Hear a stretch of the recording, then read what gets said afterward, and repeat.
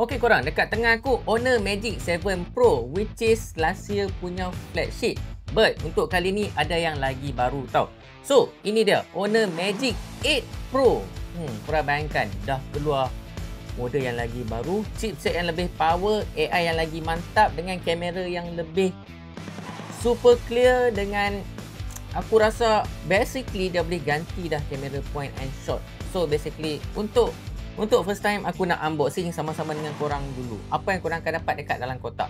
So basically macam ni lah kotak dia, korang boleh tengok.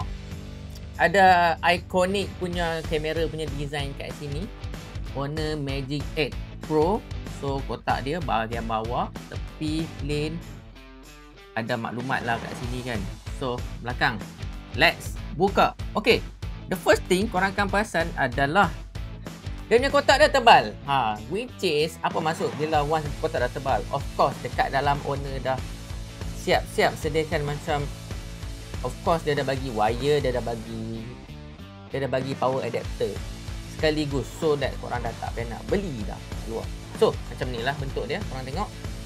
Untuk kali ni kan, unit yang aku punya ni warna hitam, memang lebih minimalis, lebih elegan.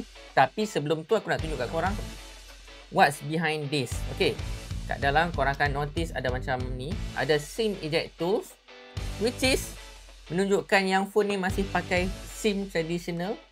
And korang akan dapat casing sekali. So macam ni lah rupa casing dia. Nampak tak? Cantik kan? So warna dia memang dia ikut balik warna phone aku, which is warna hitam. So dia punya casing silikon dia pun warna hitam. And untuk kali ni dia punya silikon dia tak terlalu lembek sangat. Dia masih sedikit solid. Nice. So of course dia boleh melindungi korang punya kamera sebab dia punya height kamera bump dia agak tinggi. So what else? So macam ni lah bentuk dia, korang tengok. Kat dalam juga korang akan dapat USB Type-C kalau korang memerlukan wire. And paling penting power adapter dapat siap-siap, which is korang akan dapat Honor 100W supercharge. And plug dia 2 pin, boleh masuk juga untuk Malaysia punya plug. So this is the moment of truth. Kita buka the phone itself. So macam ni lah bentuk dia, korang tengok. Cantik gila, tengok. Ini dia Honor Magic 8 Pro, telefon flagship yang paling latest dari Honor. And korang tengok dia punya design hitam dia memang sangat lah nampak minimalis and sangat wow, sangat garang. So kat sini korang akan nampak iconic dia punya kamera design dia. Ini dari jauh pun kalau korang tengok, korang akan tahu ini phone flagship dari Honor. And kalau korang tengok secara dekat-dekat kan, dekat kamera, dekat design kamera dia ada macam bergirigi sikit, macam watch punya pattern kat sini.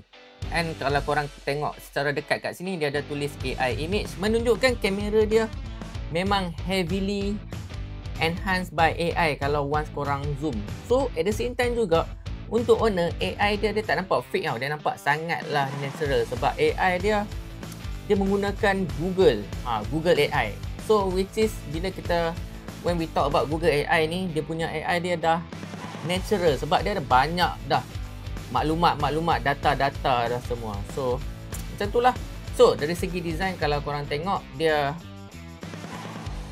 masih mengekalkan display dia melengkung, but dia tak terlalu melengkung sangat.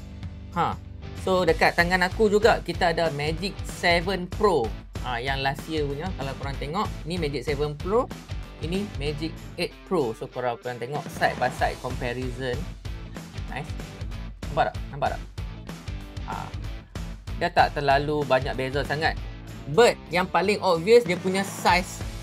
Dia punya size kamera dia. Dia punya size ni, nampak?